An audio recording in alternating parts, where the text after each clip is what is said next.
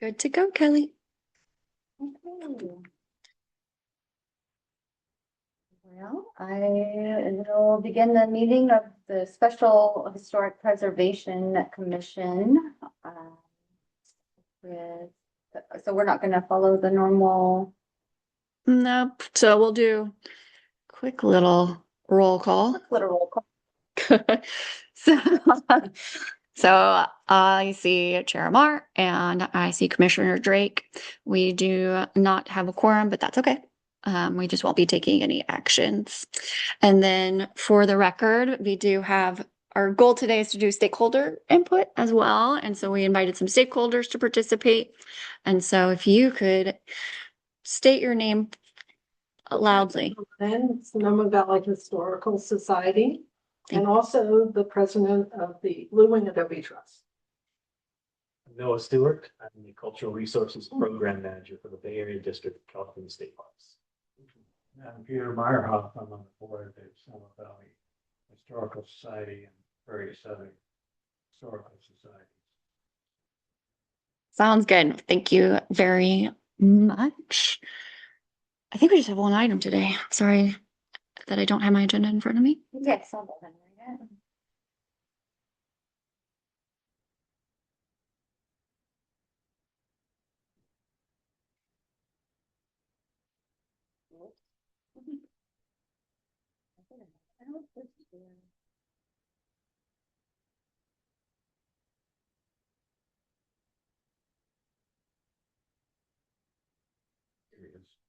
Oh, thanks so much. Okay.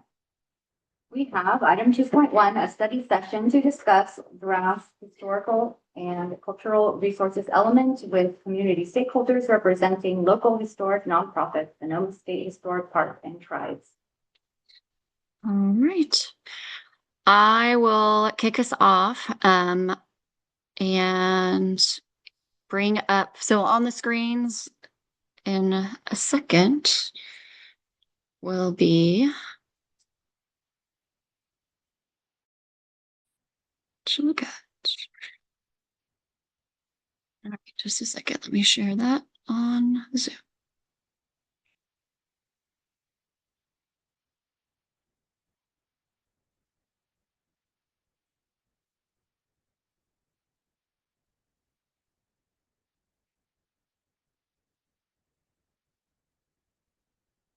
All right. So up on the screen, I know it's small, so if some of you have copies too. So the way that I've done this with some of the other commissions and interest groups is basically just gone through the element piece by piece. So I wanted to, since we've never had a historic and cultural resources element in the city, I wanted to make sure that we brought together not just the commission, but the stakeholders that represent these interests in the community. I can just ask a question as we go. Yes, we are informal because we're doing a study session. And so we'll go through, you can ask questions and I'll ask you for your comments or corrections or any questions that you have as we go through section by section. And if you sent me comments, you don't have to reiterate them unless you want to for the group for discussion purposes. I will, Patricia, you sent me one and I did want to discuss, that's why I didn't respond to you. I think Peter, yours were more some edits and some clarifications on things. So I'll plug those in. But if there's any ones that you want to make sure brings to everybody's attention, just let me know. And I'll just edit as we go is how I do this. So you mentioned we've never had this historic and cultural resources element. Mm-hmm. Why are we getting it? Is this kind of your influence and your experience? Maybe. We are doing a comprehensive general plan update. Cultural resources is a optional element. That being said, we do have a historic preservation code and we have direction to do such, but the general plan technically is our policy document that we then implement through our code. So we want to kind of set the big picture. And then there's been some questions that I've had that in order to update the code, I feel more comfortable if the city council has adopted a general plan that provides us direction to do that. So that's the idea behind it, is to kind of set the stage of how we want to move forward with cultural resources for the next 20 years. We prepared this draft. This draft was prepared by our consultant for the comprehensive general plan update, utilizing two subs, a sub consultant in that is qualified with historic resources, and then another sub that's qualified with archaeological. So both of them have touched it. So any other questions before we get started? Okay. Yes. Comments along the line. Okay. All right. So just to start off with, usually just start with in the introduction or key terms. Are there any questions, thoughts, feelings? Yep.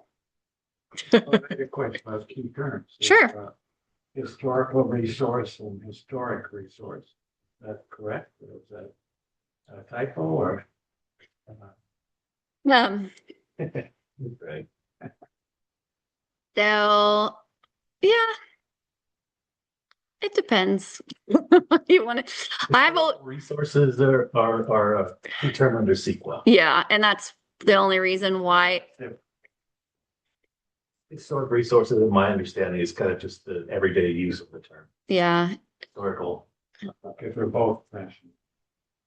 Do you feel that we need both or don't? the only reason why they're both is because it is a defined term versus what most of us use on a daily basis is historic, which always throws me when somebody says historical, because I'm always not used to the old.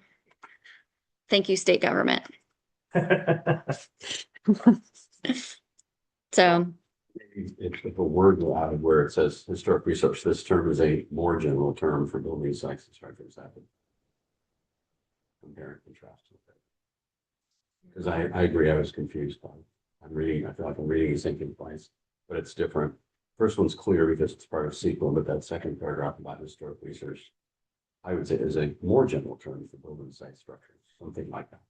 And Okay. we could refer to it as the California Historical Resource, well, that's that one. Yeah. That's the historical. just to I don't even know what we have in our code. Did I write historic or historical? Key term. sequence. Mhm. Um,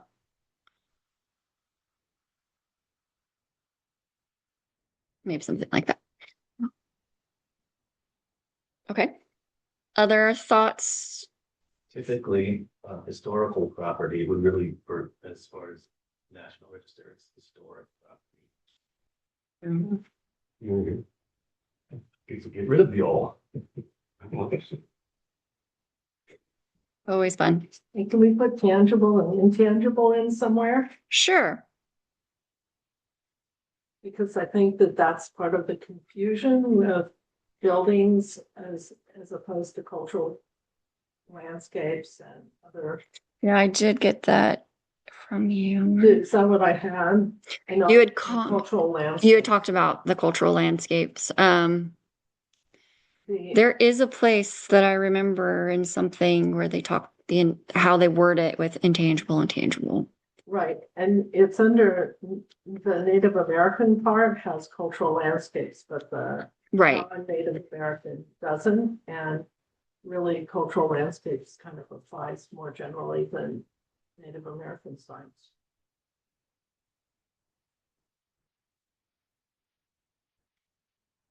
What's an example of an intangible?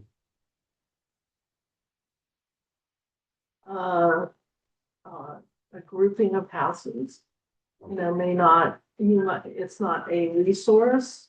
Although there's a lot of terminology, they may be resources, but, an area, the downtown Sonoma surrounding the Mhm. plaza is intangible, even though it's made up of tangible resources.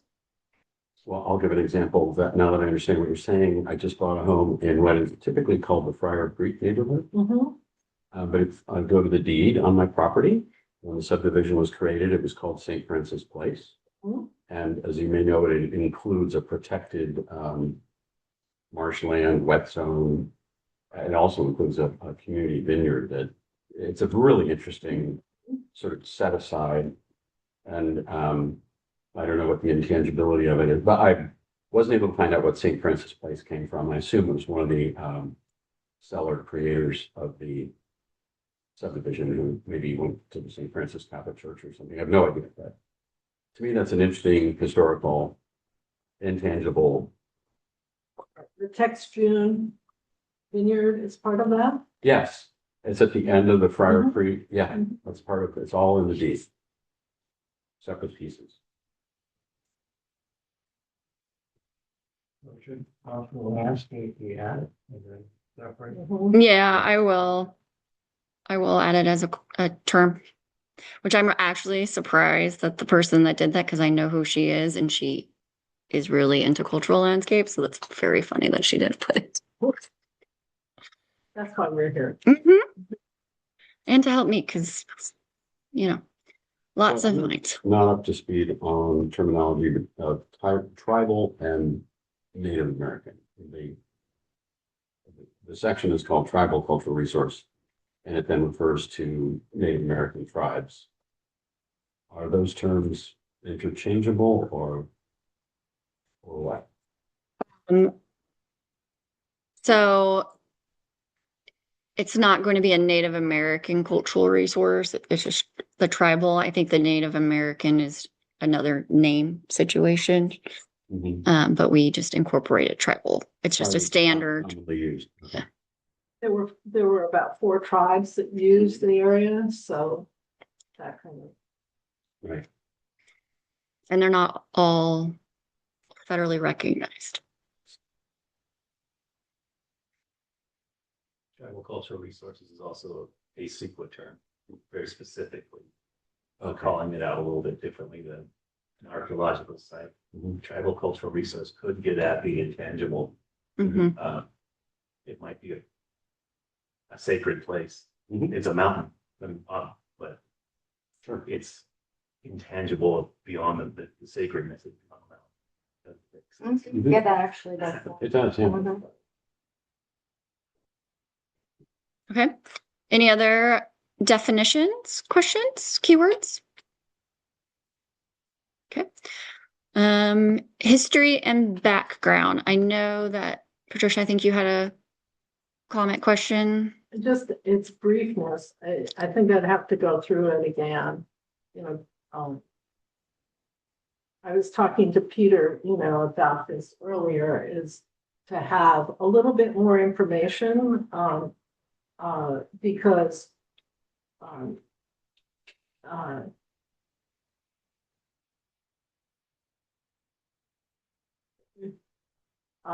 considering AI is mining just about everything you do these days, and I think that, and the lack of awareness of visitors here, that we are the beginning of California and of the United States. I was just thinking that maybe we could look at it and see if there were any changes that, like, the mission period had,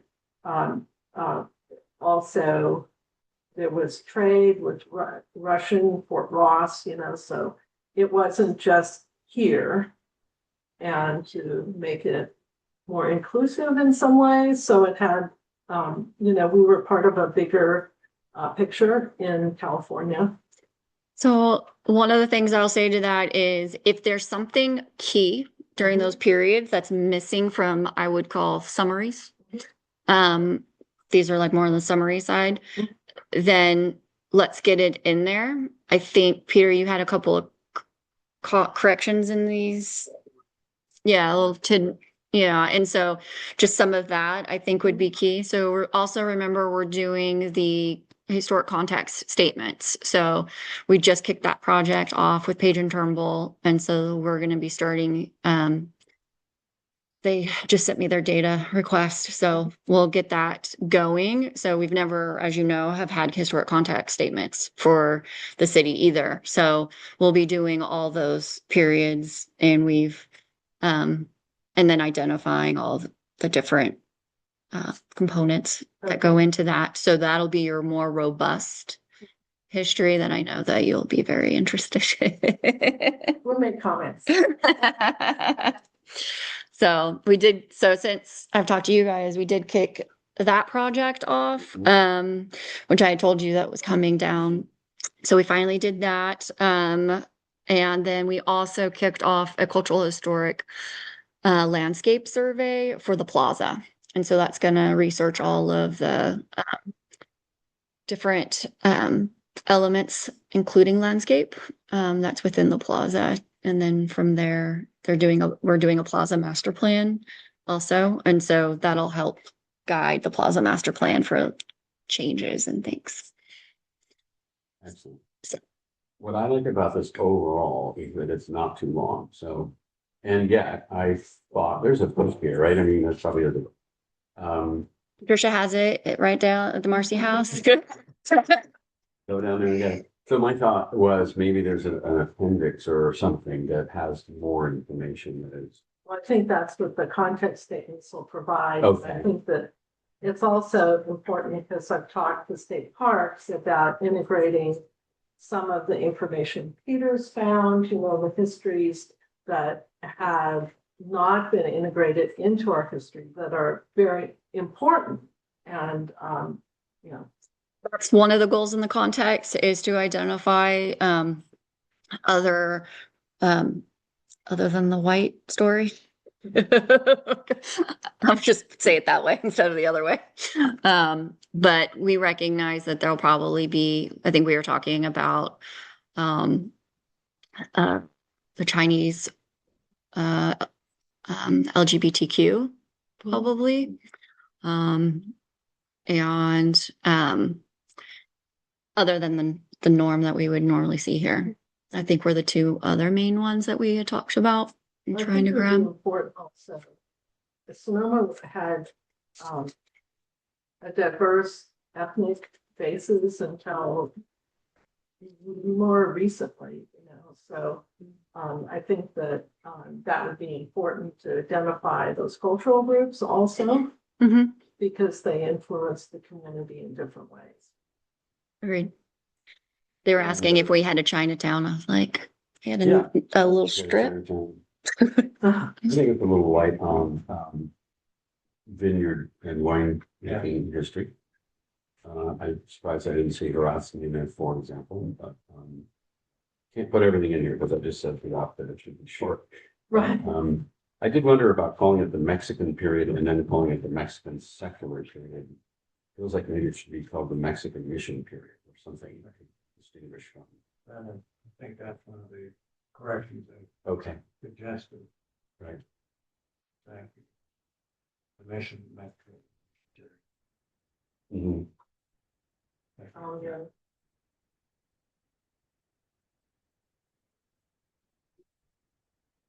I agree, there should be something about vineyard.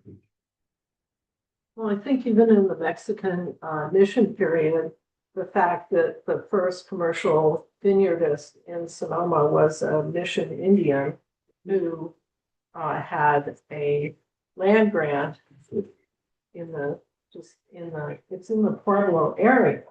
So there's the Pueblo area and then there's the city, because Sonoma was a city and then it was deorganized. I read that. I didn't. I've been wondering why we have different dates for our city, and depending on what logo you look at too, it gives you different info.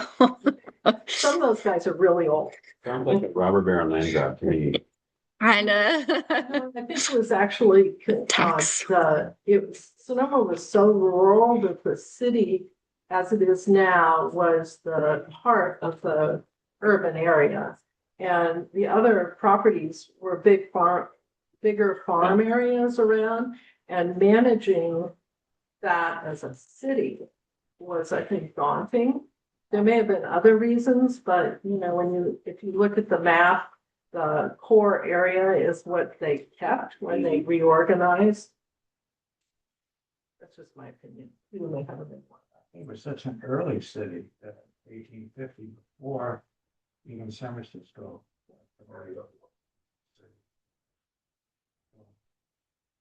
Well, there was a word in there that made me think of the land grab. It was like something convenient to. When it ceased to be a city for a while, it was convenient to Vallejo and some other landowners. It sounded a little suspicious.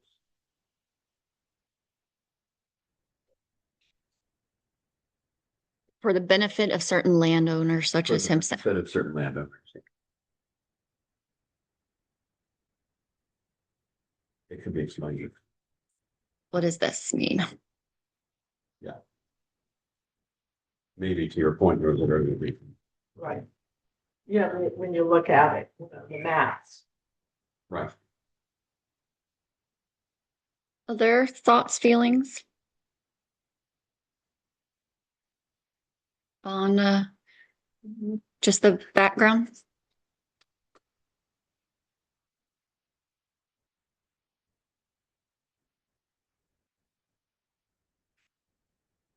Well, I guess my question is, when is history not history anymore? Because it kind of trails off. It says 1850 to the present, but to your point, that I think the makeup of the city changed a lot. There's a mention of the mid 1950s. I sort of feel like there should be another paragraph heading called Sonoma Today or something like that. I don't.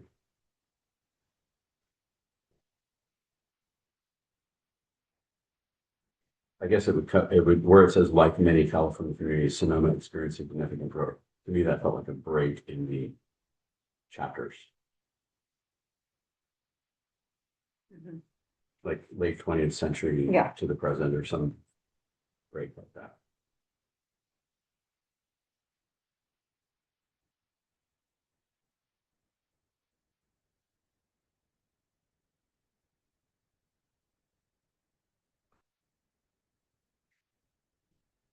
I think again with the context statements and a little more research around more current history. In the next 20 years, we can flesh out more around the more current stuff. I guess I'm and- just talking about a pair, Yeah, I think part of their, not more information. yeah, I think part of the reason why it's there is that break is a clean one by saying it's the American period. And then if there was some other big change, like the World War II, like post World War II growth, like we could do that potentially. Because that's to like those are how we define these periods of time, is if we see some big change. Exactly. Well, then maybe So. that's the paragraph right there. It's post World War II. Yeah. So we can like that.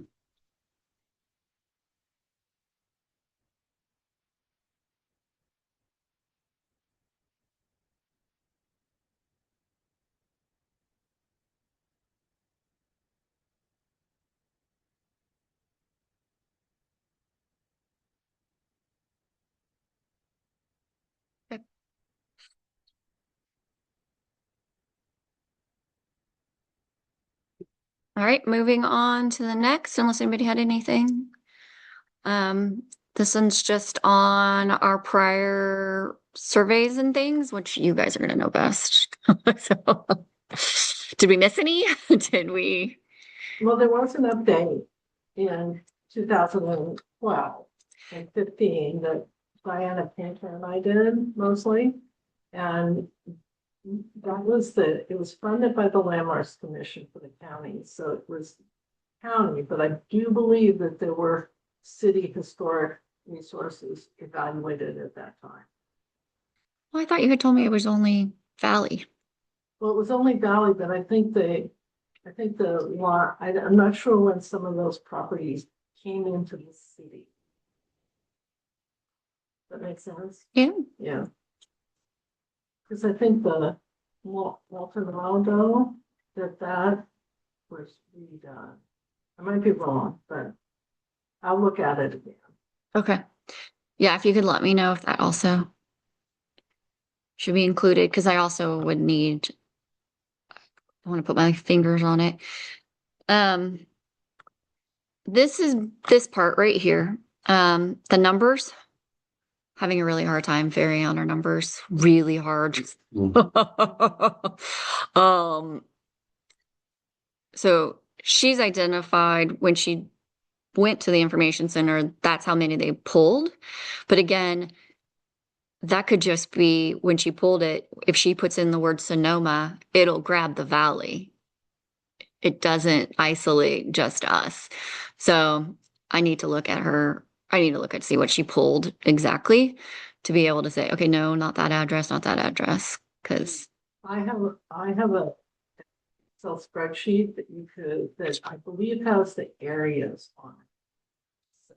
Not, from the 11:15 time, no. The, 78 time. I think I have that one. Okay. I think You have a spreadsheet? I have multiple spreadsheets. I have a huge folder of stuff that it's been very hard to clean and look at duplicates and stuff. So yeah, so I'm trying to clean up the numbers and trying to figure that out because when I look at how many we've actually designated versus that, so I'm going to put in the number we've actually locally designated because when I think Page and Turnbull, Peter wasn't on yet, but you were on it when Page and Turnbull came and with the list amendment. So I have that, and that's the latest and greatest of what we've listed, including the districts. That was So 2 to 3 years ago. yeah, it was like right before I got here, I think 2023, 2022, somewhere right there. So yeah, so we'll get those in there. Okay. This is my section, unless you have any questions about our ordinance. The next one, local regulatory framework. So, one of the things that we are discussing at Planning Commission, just FYI, I'm going to be editing this historic preservation overlay zone. We are looking at the Planning Commission of getting rid of the overlay zone, but not until we have the survey completed and potential historic districts identified. So the goal, Historic district would replace the overlay. right, so that we would have clear residential district. Because the idea behind the overlay zone, from what I can tell, was a way of capturing a time and place of saying, we're not doing a survey to figure all this out right now, so we're just gonna make everybody go through a review in this area. And now it's, let's preserve the history, and then if you're not in that historic area, then we'll have a different treatment instead of being so large. So if you're a historic resource or historic district, and then we can create design standards for those areas. So the goal is to shrink the overlay district to a historic district. Mhm. Well, not exactly. There could be other districts identified. That's what the survey does, is it looks at like the area around the hospital. It has potential for being a district, which, is that even in the overlay? Mm-mm. No. So and there's other things outside the overlay, right, that are potentially eligible on their own. So we want to capture those while we can, like my barn that I just got painted and a new roof. Yeah. That was fun, though. I gave the example earlier of this. It may be a city park, maybe you know, in the Prior Creek neighborhood is marshland, and there's actually a right the city has to charge us per year if maintenance gets expensive to keep the marshland protected or drained or whatever. And it feels to me like that's probably been there a very long time in that capacity, or it wouldn't have been protected in the subdivision bylaws. So I don't know where that part of town falls right now. It's Four Corners, basically. Yeah, it's just outside of the overlay down there. And some of the planning elements previously identify the I believe the developers looked at shifting the responsibility of a few of the parks to the new residents when they built the property, as opposed to taking that responsibility themselves. And so that's why that, I think, happened. That's an experience. Yeah, and this was in the nineties. Right. So there was some sort of an acknowledgement of this area. I mean, if you look at it as a developer, you could probably squeeze another 30 houses in there. And for some reason going on with the city, I assume it was protected and created a separate area. All right. Goal number 1. Any comments on the policies first?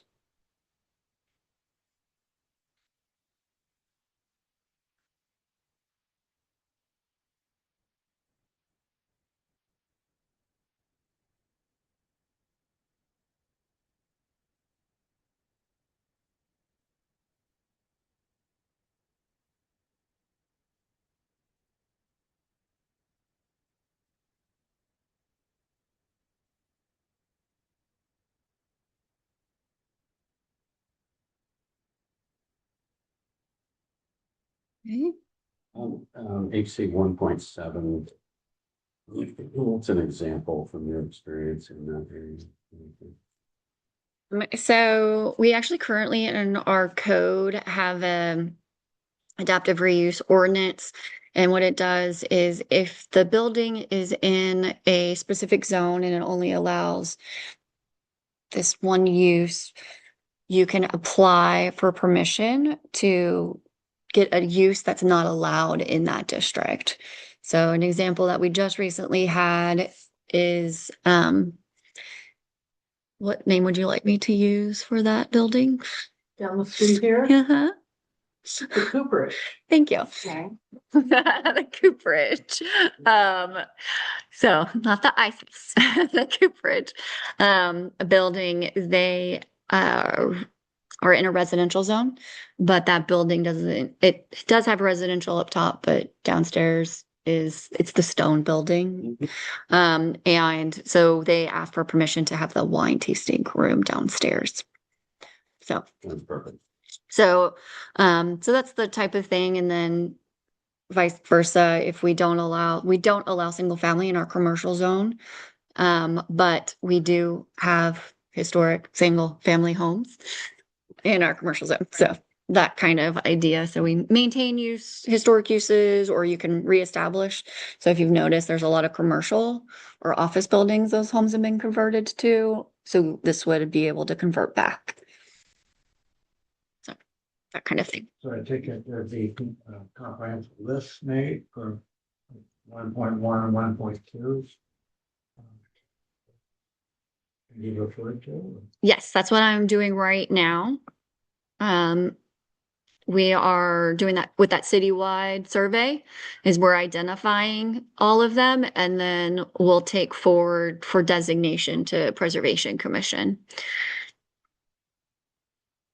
So I'm already starting actions. Good for you. I'll wait for the plan. I do want to have a question. Are we still on the Goal 1, and we can do actions now. action? Mm-hmm. Like the HC1E?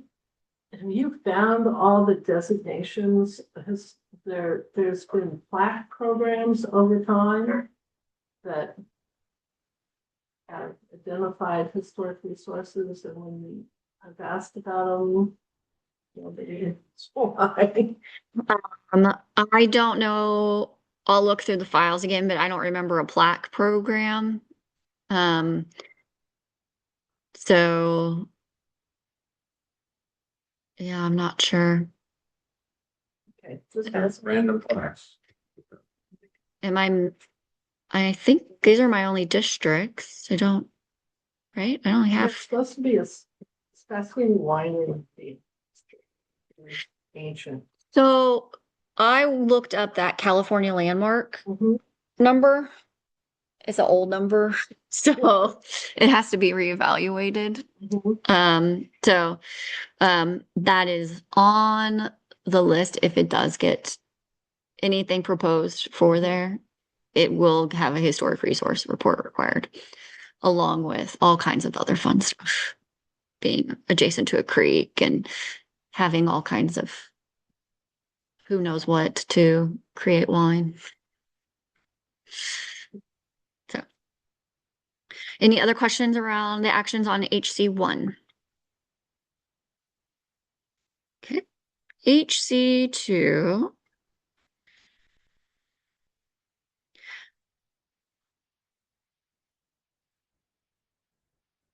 Archeo, paleo, and tribal. Paleo? Why not? Cultural and historical cultural section. And that seems like it's a holdover from an old piece of CEQA. It is. I don't have another place for it. I don't know where else to put it, so Their geology section. no, I don't have a geology section. Yeah, just kind of random, but I'm also potentially putting arts in here, so. Art? Uh-huh. Art. Our Arts Commission has requested all goals and actions for art. So we're trying to figure out whether to put it here or in parks and open space, but I felt I'm kind of, Maybe not. That's So Greg Parkman, former archaeologist with state parks, he claims that Highway 12 is a megafauna highway. Oh, Um, yeah, what are Well, mammoths. they? Mammoths. yeah. no. Have we found anything? Do we know of any paleo resources? That flattened area right around there? Well, it's flattened and then, then they put in the King's Highway and then, I mean, there's Check out there. Put trees out the corridor. Kind of evaluated by arborists that it's from this period with the major, it's a sloth, some kind of big sloth tree. Only the sloths could ever eat the fruit, and since then nobody can eat the fruit. Okay, that's And an the old. locally, Yes, this was right on the Fifth Street West in East Napa. Right there. Staying for a new tribe. Yeah. I don't know. Part of my thing was just, if we know of any around of whether or not we need to worry about it kind of thing. And I don't know that we do. I just have never heard here. Obviously, my experience is mostly coastal. So yes, I find bones all the time in projects, but, and mitten all the time, but here that's where I just didn't know. So I was like, let's just include everything. Check the box. I mean, to be most respectful to the Tribal. tribal folks, I might suggest take out paleontology and just put it Put it in in its own. spot. Perfectly fine. It's a suggestion. Yeah. so they don't see. There was an effort to change CEQA to take paleontology out of that section and put it in its own because of. Right. Yeah, look, we just got distracted way off of it.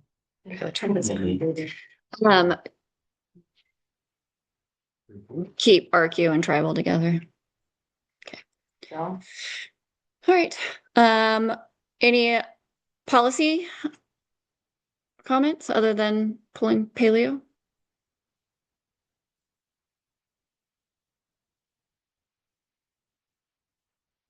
And I haven't gotten any comments from Creighton yet. So, but hopefully we'll have a meeting soon to start. it'd be nice to have our tribal. I don't know. Any of them are in the town. You can't know. You can't, You can't know. Nobody knows for sure. there are people that know things. There are maps, but they're, cultural archaeological resources are protected. They're one of the few types of resources that are not subject to the Public Records Act. So they're classic. What's the word? Confidential. Confidential thing. And part of that is because of what used to be called pot hunters, people Right. disturbing the sites, looking for artifacts. Yeah. It's a real thing. Yeah. And yeah, I mean, you see it when you, even the ones that are known, people damaging them and stuff, like all the rock art and stuff. Just a sideways question, but does this secrecy have anything possibly to do with the Jack London State Park and the Transcendence and these things? There's kind of this vagueness about it, and we keep going like, what's the real issue in the holdup? And I thought maybe it was this. Yeah. No, the confidential nature is across the state. Okay. And It's across the United I was States. gonna say, I think it's in the National Historic Preservation. Yeah, it is. So I wanted to ask, you have the same maps that they do? No, I don't have any maps. So- No, I don't have any. What we're doing as part of this is just doing a sensitivity map that will be internal only. Just so that we can know, all right, these are sensitive areas, therefore we need to do a certain level of archaeology potential resource review. No. Yeah. Yeah.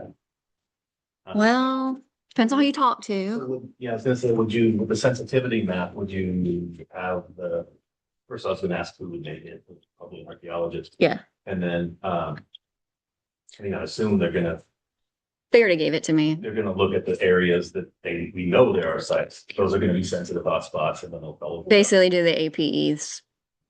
Yeah. I haven't looked at it very closely, but that would be that's what we in coastal communities, because it's required for us. When I was working in coastal, we always had to have the sensitivity maps. And that's where they were, basically area potential effect maps around known findings. So that's how I was always interested in, like, oh, they found a whale up here. So cool. But yeah, unless it's like a specific project, and then maybe I would have known, but yeah, no. So yeah, I just wanted it because we don't have any requirements in our code around archaeology. So if it doesn't trigger CEQA, I have no reason to require a report. So, and we still have enough vacant land adjacent and near our creeks and our mission and things like that. So And Peter knows where the sites, from investigation on the mission, which is in where things were, and those are sensitive sites, so you might be able to give you feedback. yeah. Any other comments on actions in this area?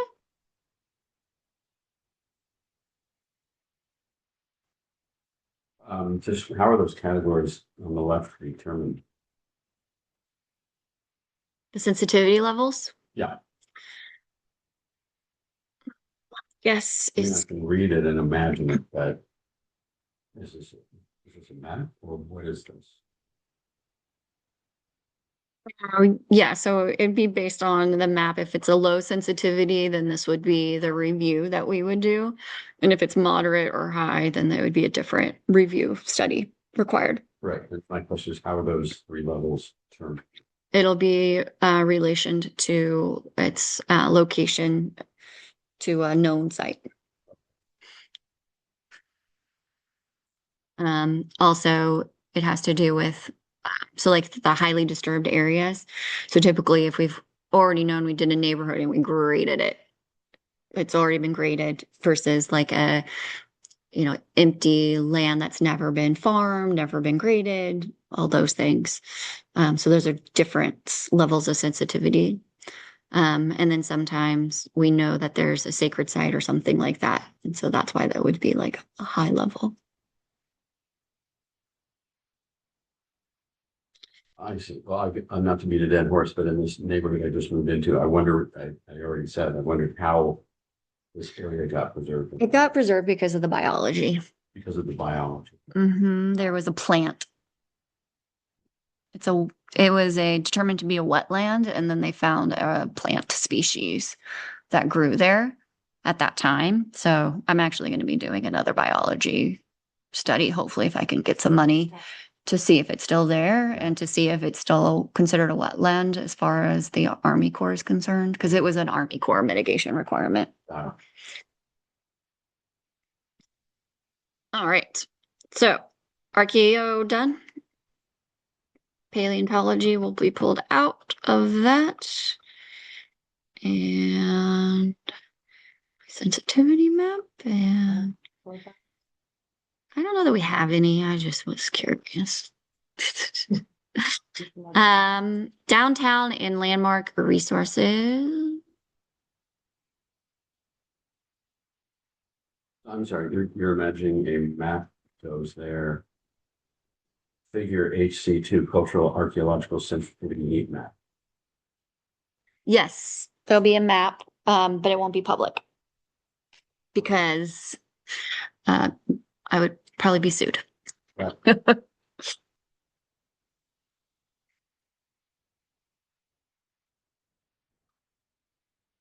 All right, downtown and landmark resources. Policies, thoughts, feelings, comments. I know that the Visitors Bureau is a sort, money goes to the Visitors Bureau, to not Sonoma. It's not necessarily, money doesn't come to the Historical Society to promote the history we give everybody else. And so I'm always asking for money because it allows us to do like the museum renovation, which probably next week I'm going to ask you to come see. Okay. And part of it, but it costs thousands and thousands of dollars.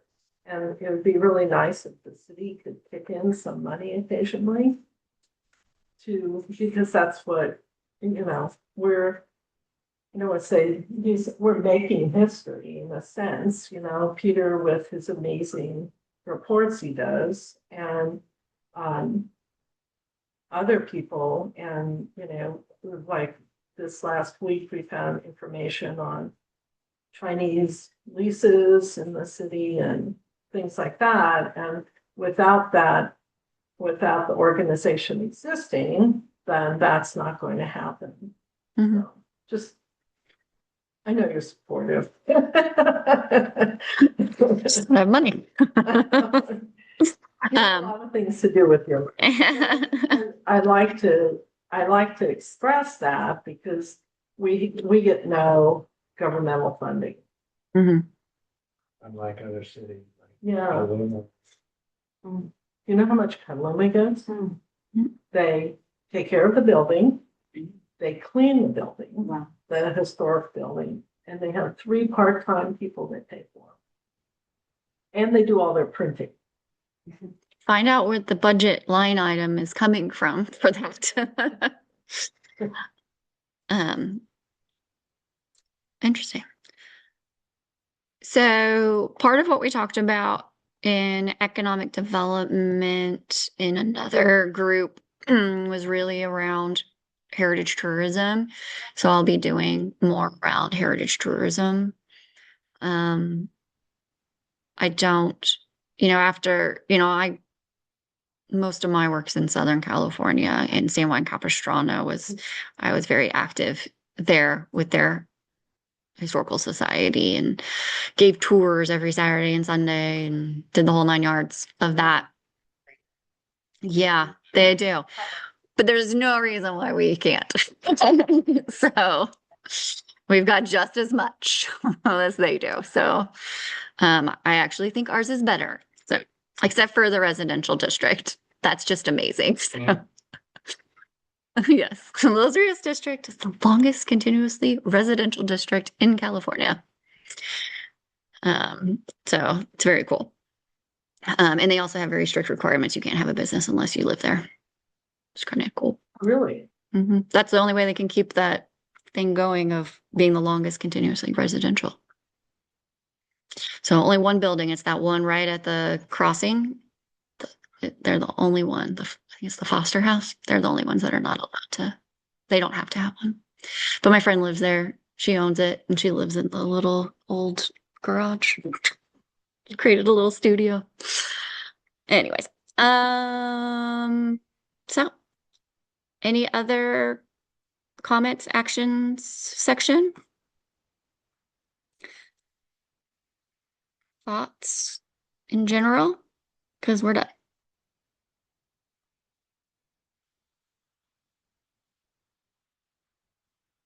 To be specific, it seems like there should be a few more actions in this section. There's more policies than there are actions, and that seems really short, right? But maybe you captured it all in the action. So I'll probably be adding some more around that, the tourism side of Okay. things, and then also, finding uses for vacant buildings and things like that. So that's the goal with those. And what about the Mills Act?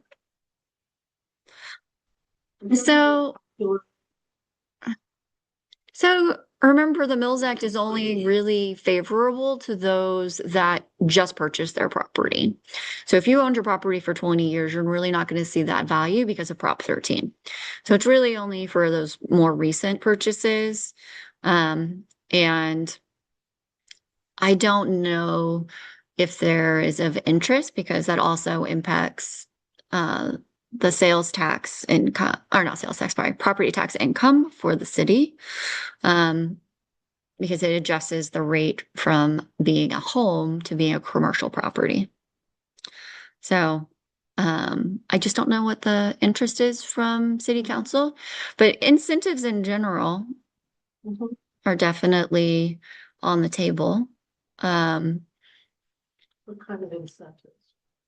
Well, that'll be part of a discussion that we'll have to have with the commission about what would be recommended. So the goal is to get this adopted and be the kind of the guiding document, and then get those resources identified, and then look at the modifications to the ordinance itself, development of the standards, and then also any incentives that we want to add. Probably before then, I'll be bringing forward more of the enforcement side because that's been of interest to the planning commission around the demolition by neglect. So we'll probably bring that forward. I'm actually doing a presentation on Thursday, a webinar on the historic preservation ordinances. And my part of that webinar on Thursday for CPF is going to be on components of a ordinance. And so I'm going to talk about a few incentives, just them being more around parking waivers. So in our code, we don't actually have a parking waiver. So to minimize the amount of parking, because that's what impacts buildings too. Also, there's some zoning that we can do, some zoning modifications that we can allow through a process, fee waivers and fee modifications that we can allow through a zoning. Yeah, that's one other thing that I'm dropping out of my head that I was looking. I don't think this is of value because we're so small, but transfer of development rights, big cities, it's very popular. But not as much here. I don't think that has value, but yeah, so. And then there's always the state historic building code. Mhm. So, So what's next? so I'm gonna take these edits along with other edits I receive and then get that document to our consultants. They'll put together the entire general plan as one big document now because I've separated all the elements for conversations and discussions. Put it one big document as well as the environmental impact report for the general plan, and we'll put that out for public comment for a period anywhere from 45 to 60 days. And during that time frame, I'll hold meetings with all the commissions to get any last comments. And then also those are opportunities for the public to provide any other comments. If they want to do it in a public forum, they can provide comments in there as well. And then move forward with the adoption. And then after that, we'll deal with the actual so for you guys in general, so that's the general plan process. But for you guys, we've talked about creating that work plan. So what's going to come down is in the next few months, probably maybe by the time of the next meeting, I may shift it depending on if we have it or not. We'll have the historic contact statement drafts. So we'll review drafts. Stay tuned. We'll review the drafts for the historic contact statements. We've also talked about education, right? And so partnering with the different organizations and helping develop what those, maybe some of those resources could be. Our goals all outlined right here. We do. And then we also need to build a web page because I realized we don't have a web page about historic resources at all. So That would be. yeah, and then we'll point to our partners. Question about certified local government. We are a certified local government. I wasn't sure. Yeah, we are. Yes, we are a certified local government. There is no funding right now, Yeah. but Yeah. but we are. Yeah, I owe Shannon my report shortly. So we did get funding in the past, didn't we? Yes, Maybe the first year. yeah, I don't know exactly, but the train district, I think, that's. okay. Yes, last year there was no funding because I really wanted the funding for the plaza survey. And I even submitted our annual report, which hadn't been submitted in a few years. So you're not eligible for funding unless you turn in your report. So there was a gap at some point. So, but there was no funding last year. Our reports are due again, so we'll see if there's funding coming, maybe. I don't know. What about the Main Street program? Just curious. That within. So have you heard? So California's Main Street program is very different than the national Main Street program and then other state programs. I mean, it takes creating an actual district, and our chamber, our visitors bureau, everything is valley. So I don't know that there would be of interest to have that. I actually wrote my thesis on inactive Main Street programs and why they went inactive. There's an action, T-Mobile has some grants that it looks like it's kind of a spin-off as the Main Street program lost funding federally. That T-Mobile and some other big organizations have stepped up, and there are potential grants. Because I know because we fought one, and it's competitive because it's nationally, but it's really revitalizing downtowns, and they're partners with it's kind of a fuzzy thing, but they're associated with the Main Street program. I'll send it to you. The national Main Street program. Mm-hmm. Mhm. Yeah. No, there used to be lots more funding, huh? There's the Main Street program, Preserve America, right? Preserve America was different. Okay. So Preserve America was a federal program that was one of the First Lady special projects. Gosh, when was that? 2005-ish, around there? Somewhere back then. Because I got a Preserve America grant when I worked in San Clemente to do wayfinding signage program, well, way back when. So, yeah. I haven't seen those signs in forever. Now that I think about it. There used to be those signs everywhere. Yeah, I haven't seen anything around that kind of program in a long time either.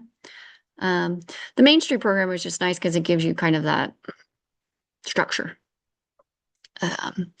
But you need a lead and you need a volunteer base.